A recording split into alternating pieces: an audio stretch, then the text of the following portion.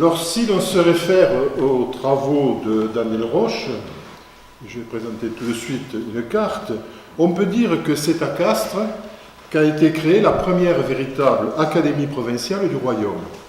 Alors que plusieurs groupes d'hommes de lettres et de savants avaient pris l'habitude de se retrouver à Paris, on l'a évoqué ce matin, par exemple autour de Mersenne, et qu'en 1634, Richelieu avait créé l'Académie française, eh bien, c'est à Castres, en 1648, quelques années avant Caen, en 1650, Avignon, 1658, Arles, 1667, pour ne citer que les pionnières, c'est à Castres donc une étape franchie.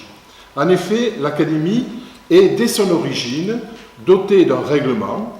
Elle est composée d'un nombre fixe de membres, 20 à sa naissance, 40 à sa disparition en 1670, et elle se réunit régulièrement toutes les semaines. Elle n'est rattachée à aucun protecteur, mais apparaît comme le microcosme de cette République des lettres qui, par-delà toute distinction sociale, fédère les savants de l'Europe. On a eu l'occasion d'évoquer cela ce matin aussi. Le fait qu'en son sein, on retrouve de nombreux hommes de loi, exerçant à la Chambre de l'édit ou à siéger Pierre de Fermat, pendant 9 ans. Le fait aussi que quelques castrés qui ont entretenu des relations intellectuelles avec Fermat, et que cela est bien attesté, et que ces personnalités donc, fassent partie de l'Académie. Le fait également que certains travaux, on vient d'en évoquer un ici, de Fermat et de son fils, aient trouvé un écho dans les réunions de l'Académie, tout cela justifie un examen de ce cénacle dans ce colloque consacré aux grands mathématiciens. Reprenons chacun de ces points en essayant de dégager ce qui est de nature à apporter un peu de lumière sur les nombreuses obscurités, on a vu qu'il y en avait beaucoup, qui entourent les séjours répétés du mathématicien à Castres, comme dans les autres épisodes de sa vie. Alors, le premier point, ça vient aussi d'être signalé, c'est que l'Académie de Castres est dominée par des protestants et plus précisément par des hommes de loi. J'ai réalisé un petit tableau qui le montre bien. En effet, lorsque l'on examine la composition de cette académie, sur les 48 personnes qui y ont siégé entre 1648 et 1670, plus des 2 tiers d'entre eux exercent à la Chambre de l'édit. Quant aux autres, ils ont quasiment tous des liens familiaux avec des hommes de loi qui officient en cette cour. 7 conseillers à la Chambre, 19 avocats, autres hommes de loi 6. Et quant aux pasteurs, puisqu'on est dans une région protestante, ils participent activement, et puis diverses personnes, c'est des rentiers, quelques nobles des environs, et notables de la ville. Donc la Chambre de l'édit est une chambre de justice qui dépend du Parlement de Toulouse. Son nom fait référence à l'édit de Beaulieu, promulgué en 1576, mais en fait, on pense plutôt à l'édit de Nantes, puisque c'est après 1598, c'est-à-dire après le retour de la paix, après une longue période de guerre de religion, que cette chambre de l'édit fonctionne de façon relativement régulière et principalement installée à Castres. Cette chambre de l'édit est appelée également chambre mi-partie parce qu'elle est formée à moitié de conseillers catholiques et de conseillers protestants. Néanmoins, il faut signaler que si les conseillers protestants sont à demeure à Castres, leur office les fixe dans la chambre de l'édit, les conseillers catholiques, eux, sont désignés chaque année par le Parlement de Toulouse pour aller siéger pendant 1 an à la chambre de l'édit.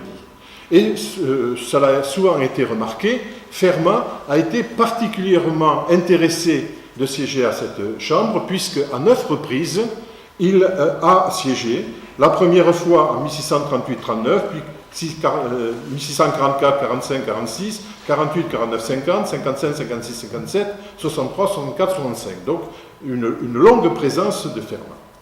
Alors, tout naturellement, bien sûr, les audiences de la Chambre ont offert aux mathématiciens l'occasion de croiser la plupart des hommes de loi qui résidaient dans la cité, que ce soit à demeure, les protestants, ou que ce soit provisoirement les catholiques.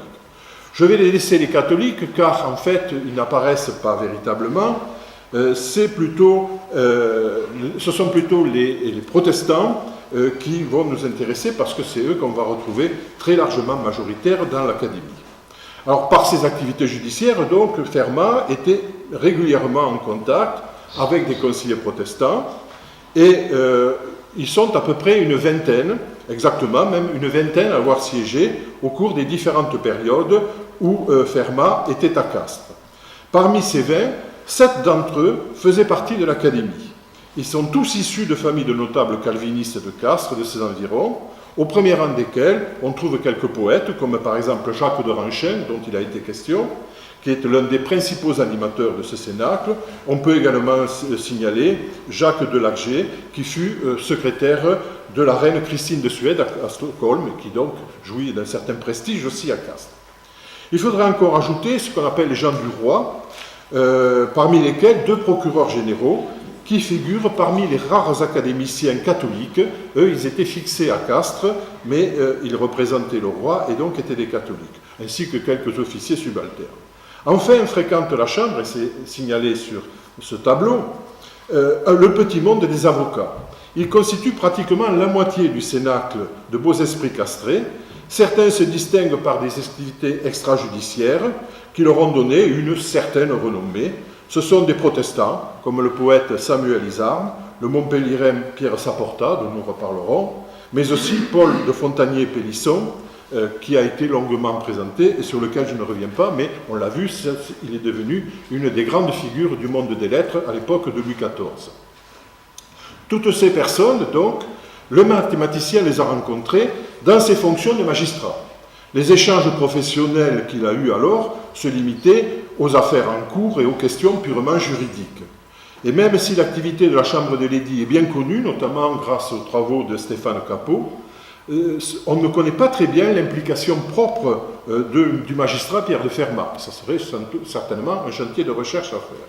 En tout cas, les talents de médiateur, dont il a été aussi question tout à l'heure, dont Fermat a fait preuve en diverses circonstances, ont dû le faire apprécier de la partie protestante en un temps, il faut le rappeler, où les libertés dont jouissaient les membres de ce qu'on appelait la religion prétendue réformée, la RPR, étaient très malmenées par les catholiques et par la monarchie. Et c'est certainement dans ce sens qu'il faut interpréter ce passage de la dédicace de Saporta, donc un protestant, dédicace qu'il adresse au mathématicien en 1664, un an avant sa mort, en tête du traité du mouvement des eaux de Torricelli, dont je reparlerai. Voilà ce que dit Saporta. Si j'avais dessein de faire votre panégyrique, j'étalerais ici toutes les connaissances que vous avez, qui sont capables de rendre les hommes et plus doctes et plus gens de bien. Je parlerai de votre jugement dans les affaires du palais, donc les affaires judiciaires, où vous avez passé la plus grande partie de votre vie et où vous avez fait paraître tant d'intégrité et tant de suffisance, autrement dit de qualité, en l'administration de la justice. Donc un éloge, certes c'est la loi du genre quand on fait une dédicace, mais malgré tout ça confirme un peu d'autres éléments qu'on a pu trouver par ailleurs. Voyons maintenant un autre aspect de l'Académie. On a affaire à une réunion de beaux esprits qui, on peut dire, se piquent de lettres. Les 2 volumes manuscrits de délibération que conserve la médiathèque de Castres consignent les comptes rendus succincts de plus de 600 procès-verbaux qui précisent la liste des présents à chaque réunion et donnent le titre des sujets proposés. Alors si on se fie aux seuls critères quantitatifs, les académiciens ont consacré beaucoup de temps à discuter de questions très générales, sans grande portée intellectuelle. Sujets à la mode, considérations sur l'histoire sainte, sur l'histoire antique, problèmes de morale, problèmes de droit par exemple. Je renvoie d'ailleurs aux travaux de Pierre Chabert ou d'Alain Niederst, qui donnent de plus amples développements sur cet aspect de l'activité pour me concentrer aux domaines qui ont le plus de rapport avec Pierre de Fermat. On ne s'étonnera pas, après la communication d'ailleurs d'Yves Le Pestipon, qu'il faille accorder une certaine importance aux belles lettres, tant la belles lettres, c'est-à-dire entendons aussi bien la philologie que la littérature ancienne, mais aussi la littérature sacrée, on vient d'en avoir un exemple, ou aussi la poésie profane. Car c'est essentiellement sur cet aspect de sa production intellectuelle que l'Académie de Castres a accordé une place aux travaux de Fermat. Ainsi, peut-on lire dans le registre des délibérations, à la date du 16 décembre 1653, je lis « Monsieur de Ranchin », on retrouve, c'est lui en général qui parle de Fermat, modérateur, a lu une lettre à lui écrite par M. de Fermat, conseiller au Parlement, et la réponse par lui faite. Il s'agit ici probablement de la lettre qui comporte des observations critiques sur l'édition des œuvres de Paulien éditée en 1589. Elle est écrite en latin et est truffée de citations grecques. Paulien est un écrivain militaire du IIe siècle de notre ère. C'est l'auteur d'un ouvrage intitulé Stratagème. Fermat suggère, donc on est loin des mathématiques, Fermat suggère des corrections qu'il faudrait apporter à la version publiée en s'appuyant sur un manuscrit grec en sa possession. Dans ce texte, Fermat apporte une nouvelle démonstration de toutes ses qualités de philologue et de sa parfaite maîtrise de la langue grecque comme de la langue latine. Qualité dont il a donné de nombreux exemples, par exemple dans un texte Observation sur Synesius. Le 19 décembre 1656, là c'est la lecture de ce texte dont Yves Le Pestivaux vient de nous parler et sur lequel je ne reviens pas.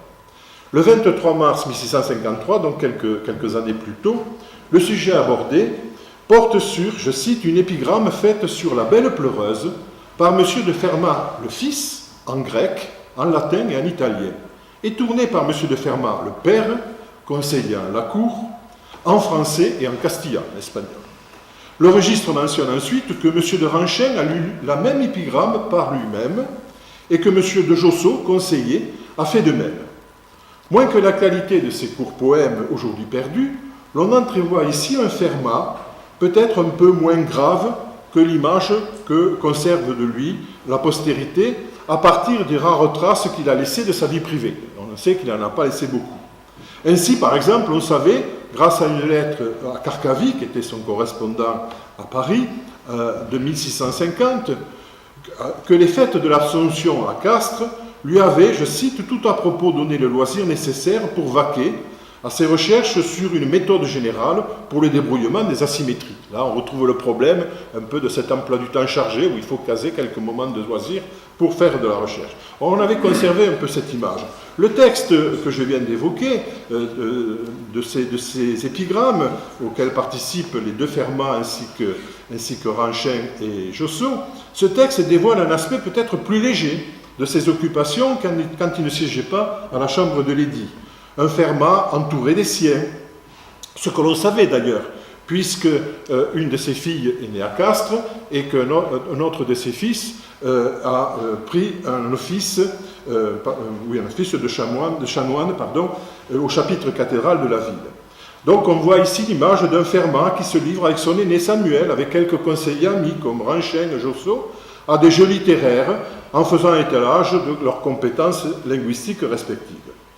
Qu'on ne s'y trompe cependant pas, si dans cette assemblée de l'Académie, il est question de Fermat, c'est son fils Samuel qui est mis, on peut dire, en première ligne devant son père. Ce dernier se trouve comme entraîné dans un jeu littéraire et s'y prête avec son bagage intellectuel, qui est, il faut bien le dire, celui d'un érudit, qui se laisse divertir certes un temps avant de retourner à des préoccupations moins futiles. La contribution de Samuel, à l'inverse, peut peut-être apparaître comme celle d'un bel esprit, il est plus jeune, c'est un jeune homme, qui fréquente la jeunesse castraise et se pique de poésie à la mode. À deux reprises ultérieures, d'ailleurs, l'Académie s'intéressera aux productions du fils. En 1661, Ranchain a lu de lui des vers latins saphiques de la façon de M. Fermat le fils sur le tremblement de terre arrivé le 21 juin 1660. Tandis que dans son ultime séance, le 15 avril 1670, donc après la mort de Fermat, il s'agit donc du fils, M. Borel, modérateur, a lu les vers latins élégiques de M. de Fermat, conseiller du roi au Parlement de Toulouse, où il fait parler des dryades au roi pour lui témoigner leur reconnaissance du soin qu'il prend à la conservation des forêts. Donc cette différence de génération est peut-être une explication du fait que Fermat soit resté à l'écart de l'Académie. En son sein, à côté de notables d'un certain âge, plus versés dans l'érudition et les préoccupations religieuses, n'oublions pas qu'il y avait un nombre important de pasteurs, les jeunes gens étaient en nombre. J'ai pu retrouver l'âge de 24 des 35 académiciens qui ont siégé avant la mort de Fermat, en 1665. Plus de la moitié avaient moins de 35 ans lors de leur admission. Donc ils étaient quand même nettement plus jeunes que Fermat. N'ayant pas affronté les épreuves des générations précédentes, notamment les épreuves religieuses, et soucieux de se distinguer d'elles en délaissant aux pédants les graves sujets d'érudition humaniste qui avaient passionné leur père, ils ont perçu depuis leur lointaine province les changements des codes littéraires des années 1630 et 1650, Balzac évoqué tout à l'heure en est un des acteurs, et sont à l'écoute des nouveautés qui leur parviennent de Paris. Plusieurs d'entre eux sont en contact direct avec des personnalités en vue de la capitale. En premier lieu, bien sûr, Paul Pélisson, qui envoie régulièrement, puisque Paul Pélisson est un des fondateurs de l'Académie, mais très vite, il quitte Castres pour Paris. Et depuis Paris, donc, il envoie régulièrement à ses confrères des nouvelles de l'Académie française et des salons. Son frère Georges, que l'on retrouvera, car lui, il est plus souvent à Castres que Paul, et qui est le frère aîné, son frère Georges effectue lui aussi des voyages réguliers à Paris, où il fréquente les mêmes milieux.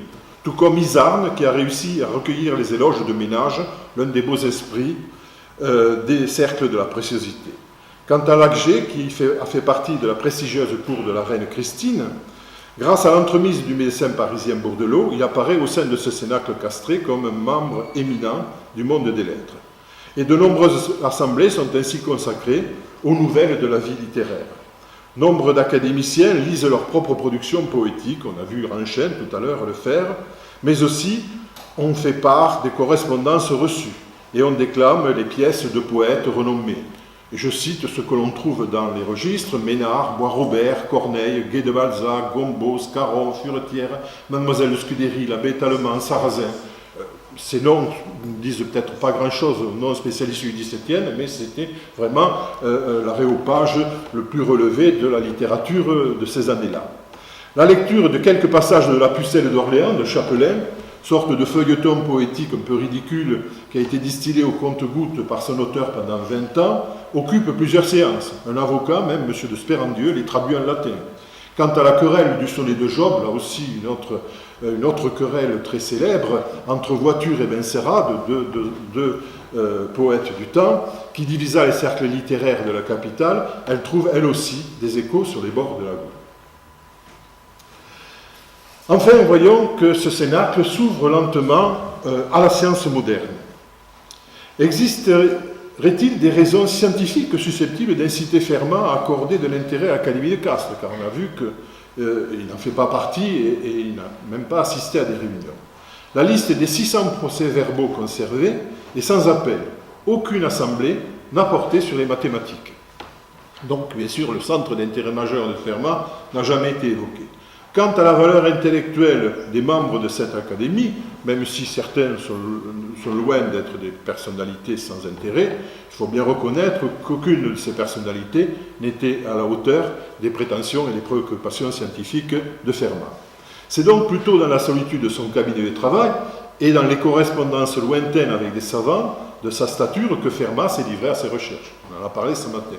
Et d'ailleurs, on voit qu'à l'occasion de son séjour à Castres, de 1657 par exemple, il lance des défis aux mathématiciens européens, à travers notamment Kenan Digby, à Wallis, Bunker, dont il a été question, le néerlandais Van Schooten, le français Frenique de Bessy. C'est depuis Castres qu'il lance ces défis dont Marie von Spitzer nous a parlé ce matin. Pourtant, lorsqu'on lit par exemple les études de Pierre Chabert consacrées à l'Académie, on s'aperçoit qu'un petit noyau d'académiciens a fait preuve, dans le domaine des sciences, en pleine mutation dans les années 1620-1660 également, d'une ouverture d'esprit comparable à celle signalée à propos des lettres. Mais pour comprendre pourquoi Fermat en a guère perçu des échos, il ne faut pas considérer en bloc la longue durée d'existence de l'Assemblée, mais regarder plus précisément quels problèmes ont été abordés lors des résidences castraises de Fermat. Cela ne concerne en fait que 4 années, entre 1648 et 1650 et 1655 et 57, puisque lors des premières vacations, l'Académie n'était pas encore créée, et qu'il y a eu une interruption de ses activités à partir de 1661 jusqu'à 1659. Donc, pendant les années 1648-50, donc la première période, c'est le tout début de l'Académie. Les questions scientifiques ne sont quasiment pas abordées. La seule discussion qui relève de problématiques de la science moderne est soulevée par Georges Pélisson, c'est-à-dire le frère de Paul. Elle est ainsi présentée, je cite, « S'il y a du vide dans la nature, après avoir premièrement fait en pleine assemblée, avec un canon de verre, de l'argent vif et de l'eau, l'expérience par laquelle quelques-uns prétendent prouver le vide. Il s'agit là d'un sujet qui agite le monde scientifique après les recherches de Torricelli et qui ont donné lieu aux expériences de Blaise du père et du fils Pascal, d'ailleurs, publiées en 1647. La question n'est pas anodine, car on tient en général que la nature a horreur du vide. Et la manière dont se termine l'énoncé laisse percer des résistances dans les débats qui, fait remarquable, ne s'est pas limité à un échange verbal, mais s'est appuyé sur une démonstration expérimentale. Au cours du séjour suivant, du mathématicien à Castres, c'est encore Georges Pélisson qui est le plus offensif sur les fronts pionniers de la science nouvelle. Le 5 septembre 1656, il lit, je cite, un discours écrit par lui en français contre ceux qui font consister la véritable science en une connaissance confuse des choses que les anciens nous ont laissées par écrit, plutôt qu'en la capacité d'en découvrir et d'en inventer de nouvelles. Ce sont les autorités qui dominent encore la science, Aristote, Ptolémée, Hippocrate, Galien, qui sont ici directement mises en cause. Quelques mois plus tard, le 26 mai 1657, Pélisson, Georges toujours, soulève la question « Lequel est au centre du monde, du soleil ou de la terre ?» Là, un quart de siècle après le procès de Galilée, le sujet demeure encore très brûlant. Fermat, quittant Castres au mois d'août 1657 de cette même année, si l'on fait le constat de ce maigre bilan, on peut comprendre que ses préoccupations de savant ne le poussaient guère à se joindre au débat d'un tel cercle. Pourtant, si les commissions du Parlement qui le poussaient vers les rives de l'Agout s'étaient prolongées quelques années de plus, le mathématicien aurait peut-être été conduit à changer d'avis. En effet, au printemps 1657, Georges Pélisson est encore très isolé dans ses tentatives d'introduire des idées novatrices dans les débats académiques. En fait, cette académie existe déjà depuis une dizaine d'années, ou presque. Sa composition n'a guère évolué, il y a eu quelques décès qu'il a fallu remplacer. On a rajouté en 1650 4 autres académiciens, mais c'est surtout pour faire entrer 2 catholiques. Certainement, dans les relations complexes entre catholiques et protestants, ça a été un geste qui a été fait. Donc, on est loin des préoccupations scientifiques. Manifestement, la majorité de ces notables, magistrats, avocats, pasteurs, rentiers, n'avaient pas d'inclination pour les questions scientifiques. Ceux qui se réclamaient de la modernité, on vient de le voir, c'est plutôt du côté de la littérature qui se tournaient, et non pas du côté des sciences. Pourtant, à la charnière des années 1657-58, c'est-à-dire peu après le départ de Fermat, une inflexion très nette se produit dans le choix des thèmes mis en discussion. Georges Pélisson en est le principal instigateur. Il y est probablement encouragé par 2 nouveaux venus qui, sans être académiciens, ont participé aux discussions en tant qu'invités. Le premier est Pierre Saporta. C'est un avocat montpelliérain de 44 ans, issu d'une famille d'éminents médecins protestants de Montpellier.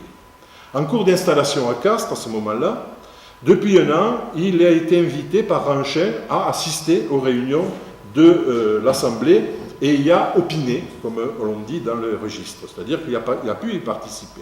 Et à la fin de l'année 1657, alors, il est rejoint par un médecin protestant qui est âgé d'environ 37 ans, Pierre Borel, qui est de retour dans sa ville natale après une longue absence à Paris principalement.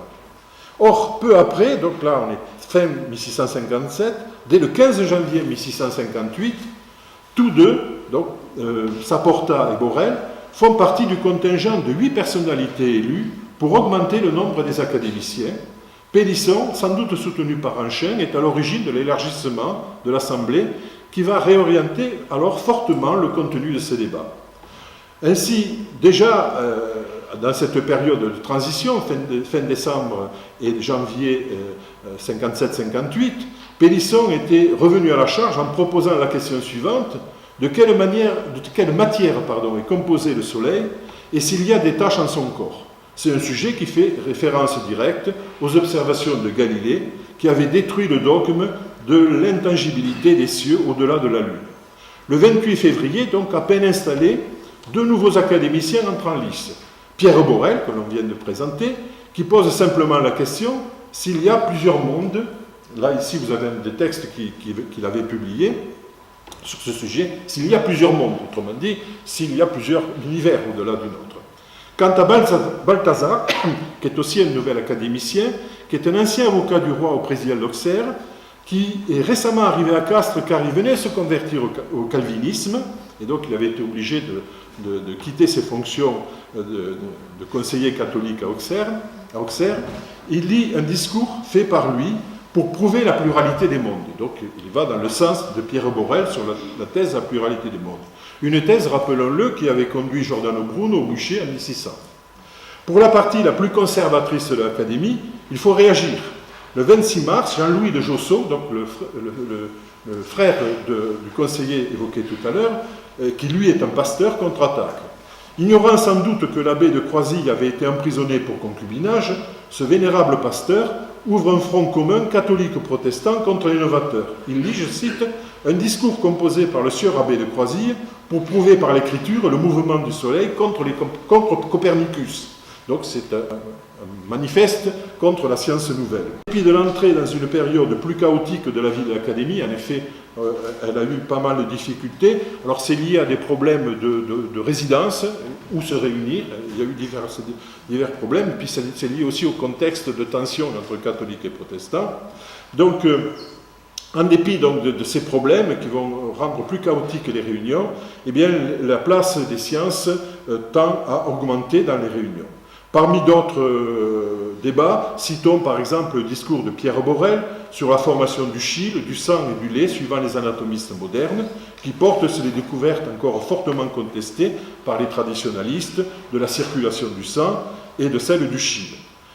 Citons aussi les traités et les discussions sur le traité de la lumière du Curot de la Chambre, ou enfin une intervention de Saporta qui fait valoir la figure de deux tuyaux joints ensemble. J'ai terminé, je suis à la conclusion. Servant à faire plusieurs belles expériences du vide, laquelle a été envoyée à Paris, donc encore un débat sur le vide. Alors en conclusion,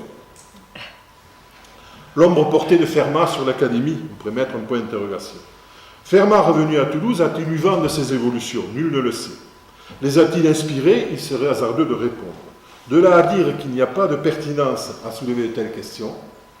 En effet, même si l'on ne peut l'attester formellement, il est inconcevable que Georges Pélisson, proche de Ranchin et notable de Castres, n'ait fréquenté le mathématicien.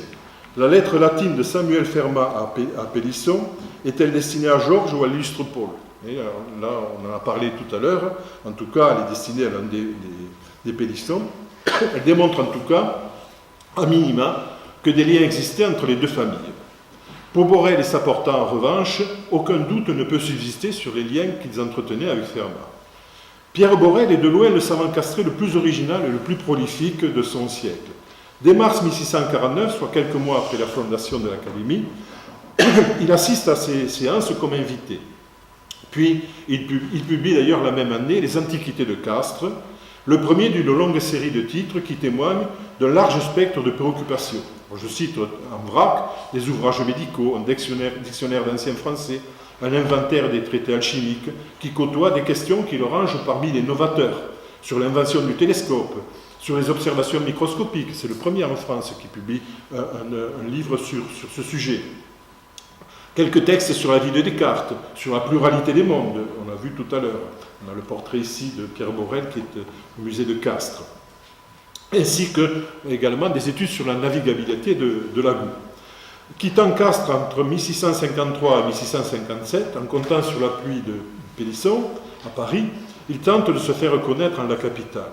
Il fréquente des érudits comme Conrad, Lamotte-Levaillé, Gassendi, et des savants comme Pequet, le découvreur du système lymphatique.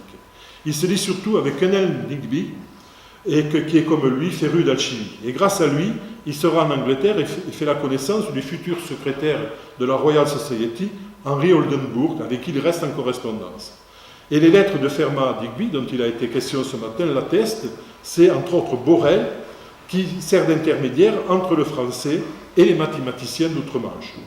Et à son retour dans sa cité natale, donc, il demeure un chercheur actif, enseigne au collège, jusqu'à ce qu'il soit chassé parce que les protestants furent chassés du collège, et occupe une place centrale dans la vie de l'Académie. L'œuvre de Saporta, elle, est plus modeste. Elle consiste essentiellement en la traduction du traité de la mesure des eaux courantes de Castelli et du traité de mouvement des eaux de Torricelli, deux disciples de Galilée, pionniers en matière d'hydraulique. Chaque texte est accompagné d'une préface La première, d'ailleurs, porte sur la construction du canal du Midi, dont il se fait un grand partisan et avec un plaidoyer éloquent en faveur des progrès techniques pour le bonheur de l'humanité. Quant à la seconde, c'est une dédicace à Fermat, j'en ai lu tout à l'heure un passage, que tous les plus grands mathématiciens, poursuit-il, je ne les dis pas de France seulement, mais aussi de toute l'Europe, admirent et révèrent. Elle révèle que c'est ce dernier qui a encouragé Saporta à publier ses traductions. Dans cet ouvrage, Saporta publie un des rares textes que Fermat a édité de son vivant, l'observation de Synesius, qui se rapporte non aux mathématiques, mais à l'hydroscope, qui est un instrument servant à connaître le poids des eaux. Donc, bien que Fermat n'ait pas participé aux travaux de l'Académie, son influence s'est fait sentir sur ses travaux, moins sans doute par ses poèmes que Ranchin a lus, que par les liens qu'il avait noués avec Pélisson, Saporta et Borel. Ils ont constitué pour eux un soutien, il a constitué pour eux un soutien intellectuel et moral pour ouvrir cette vénérable assemblée aux problématiques de la science moderne qui était un cours de constitution. Je vous remercie.